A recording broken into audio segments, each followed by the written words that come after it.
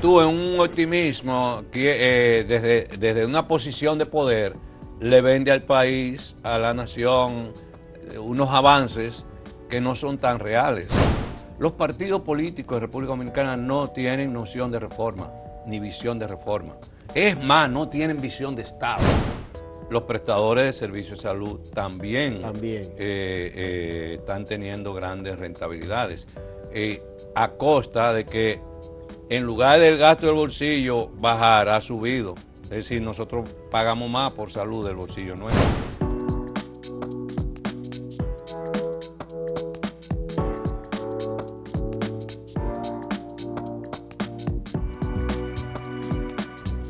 Saludos amigas, amigos, ustedes sintonizan Acento TV y su programa a partir de ahora. Y ustedes saben que hoy es un día muy especial, es viernes y precisamente aquí está Bernardo Matías, el hombre de los viernes.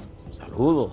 Aquí estamos nueva vez, Muy bien. Gracias a Dios. ¿Qué nos tiene hoy? Cuando usted dice que el viernes es especial, lo dice por múltiples razones, ¿verdad? Pero sobre todo porque usted está aquí y Sí, ya pero hay un público que sabe que usted está los viernes y que sigue este espacio. Pero es que el viernes tiene otro sabor también. Bueno, ya llega el fin de semana.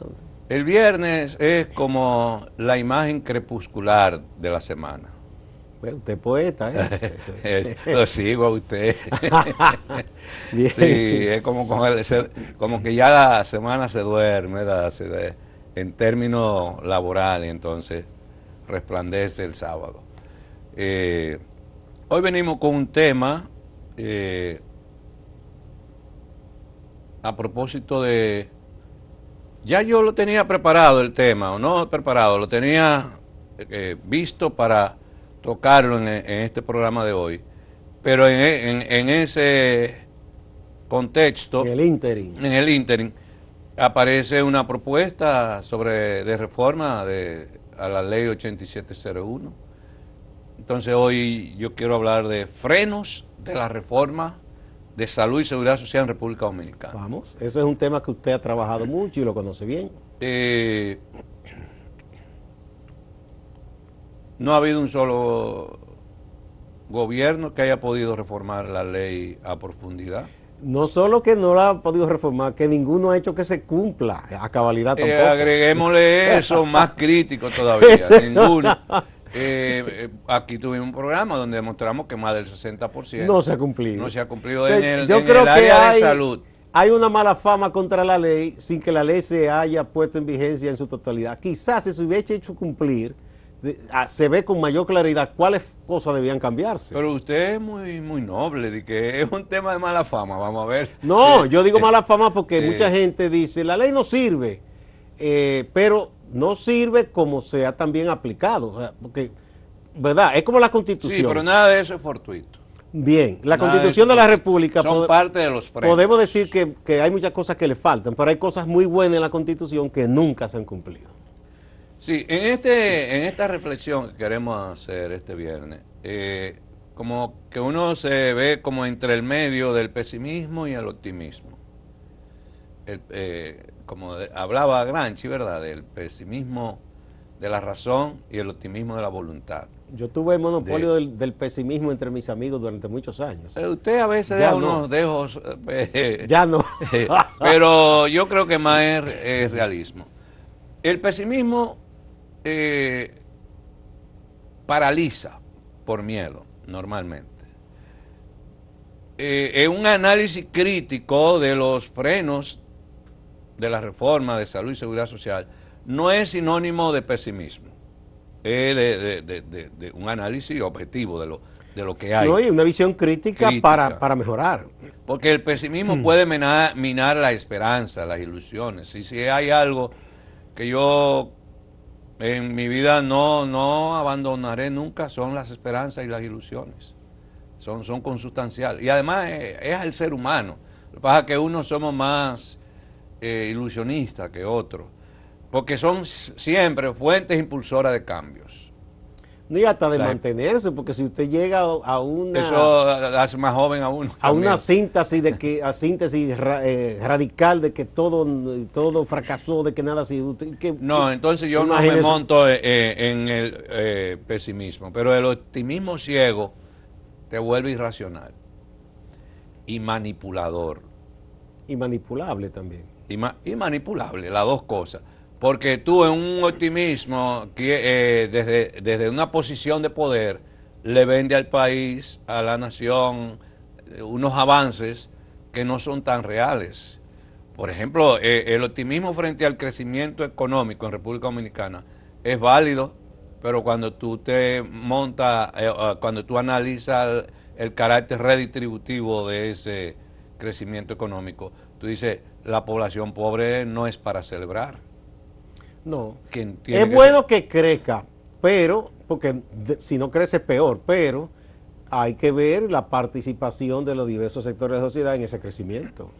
Entonces, el optimismo puede generar decepción y desilusión cuando las cosas no salen como uno la esperaba.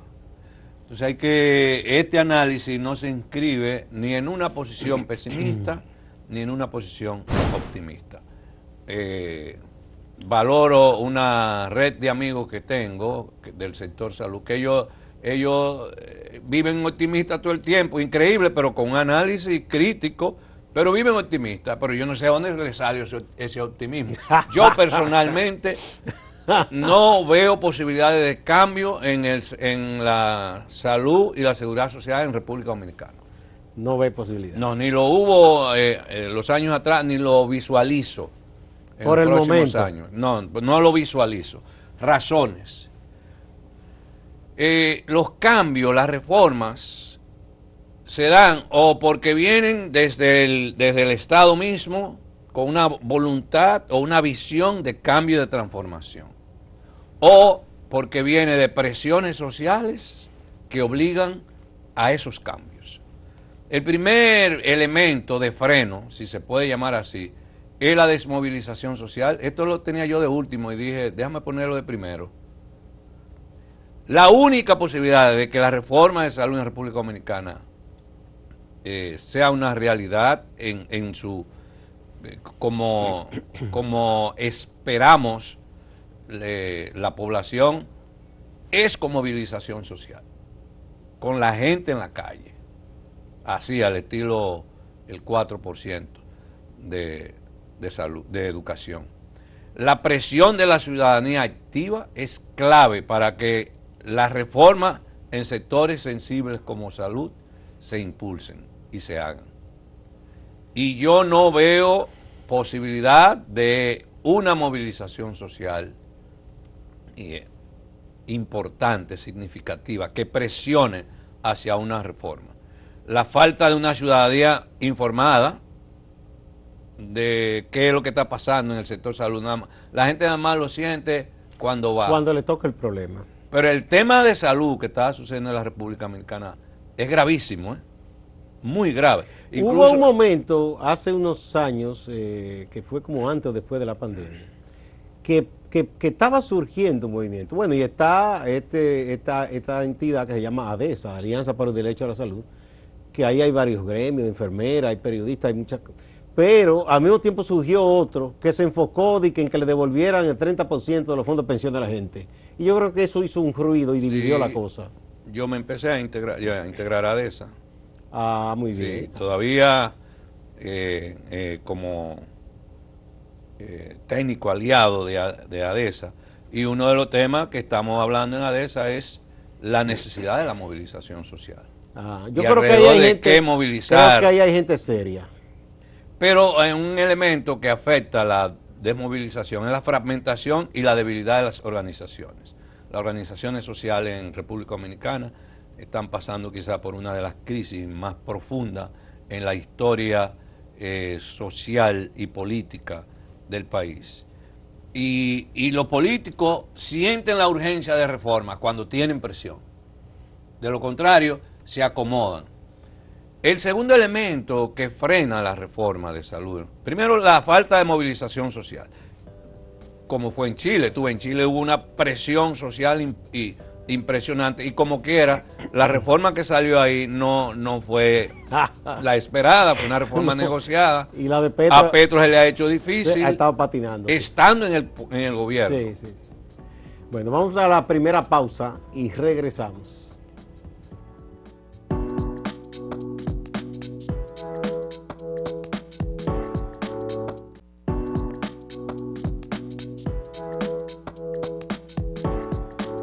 Seguimos con Bernardo Matías, el hombre de los viernes, con un tema muy importante para usted. Preste atención.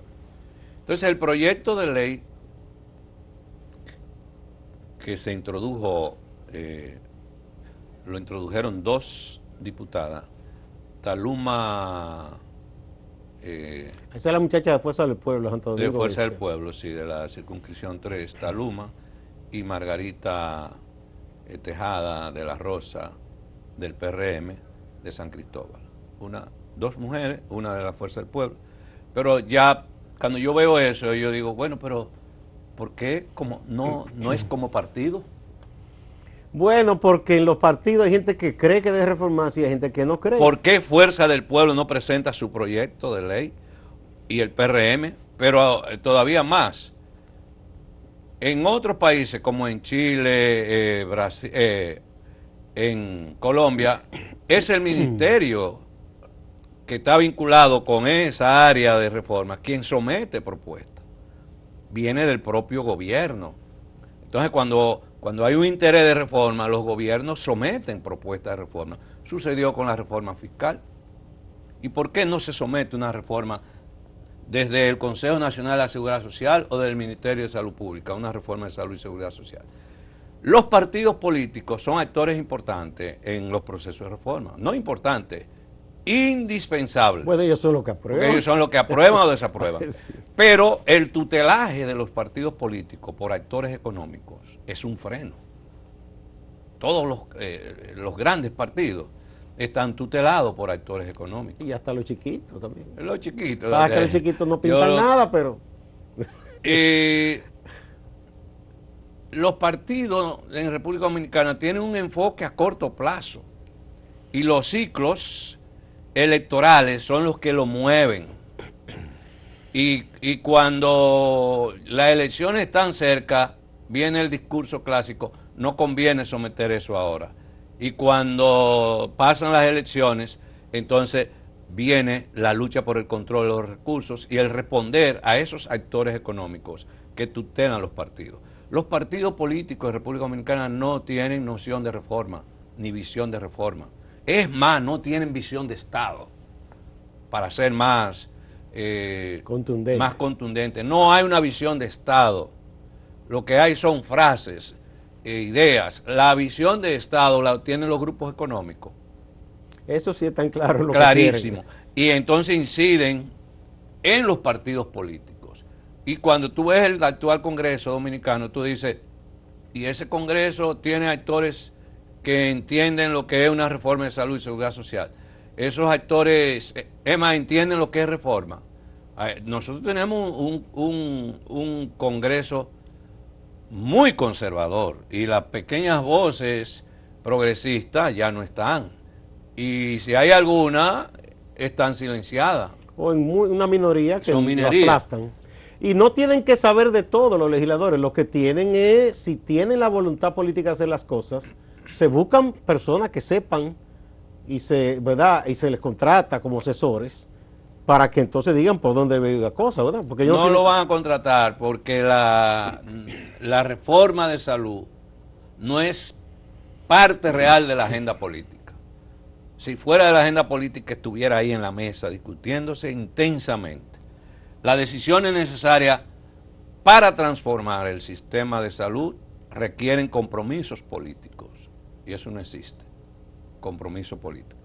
Entre el modelo de salud y la naturaleza del Estado hay una relación indisoluble.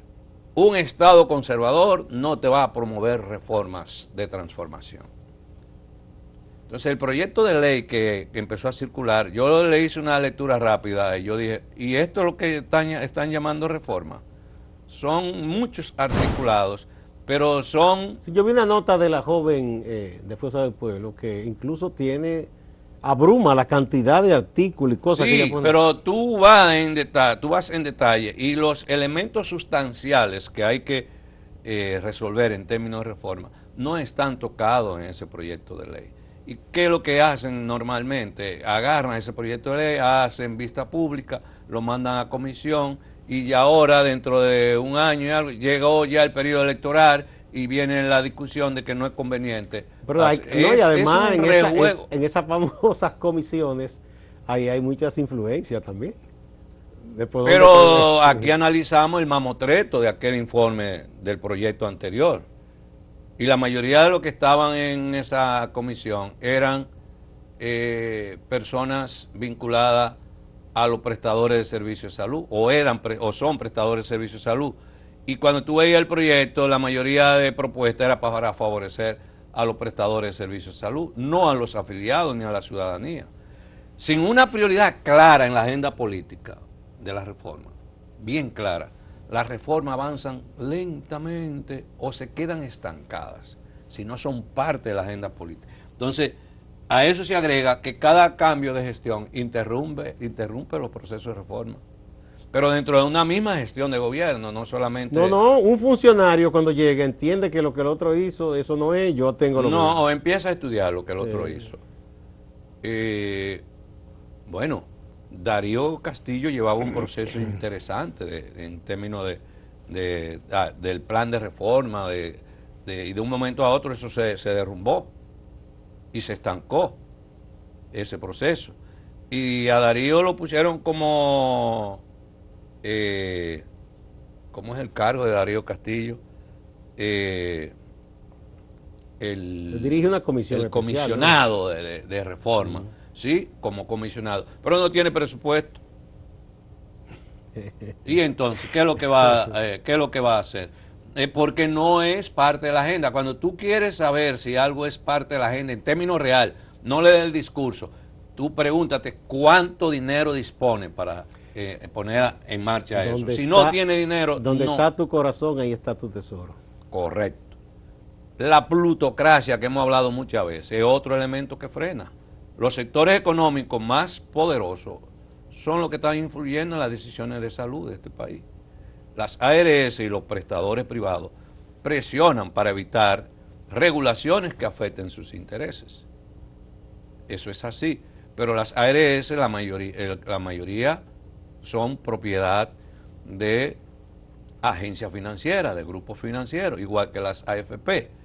Entonces, cuando los grandes grupos financieros tutelan los partidos y penetran las instituciones del Estado, tú dices, ¿y reforma de dónde va a salir? Si el sistema que tenemos hoy es un sistema próspero para estos grupos económicos. Entonces, bueno, ¿cómo tú vas a reformar? Una reforma para que les vaya mejor todavía. Por supuesto, se prioriza la rentabilidad sobre la equidad y sobre el derecho a la salud. Eso es lo que se prioriza. Entonces, cualquier asomo de reforma va a estar mediatizada por esa condición plutocrática, porque además la plutocracia es que se ponen agentes económicos privados a conducir las propias instituciones, los ligados al negocio, a conducirla. Entonces eso se hace más complicado, porque cuando tú eres dueño de negocio y ves que esas reformas afectan tu negocio, tú la frenas. De muchas maneras es dándole larga, que es el método más común, dándole larga a las cosas. Hasta que no es oponiéndose. Que se agote el tiempo. Eso es una forma de oposición. La más común. Sí, que no se ve tan clara, pero es así. Vamos a la segunda pausa y volvemos.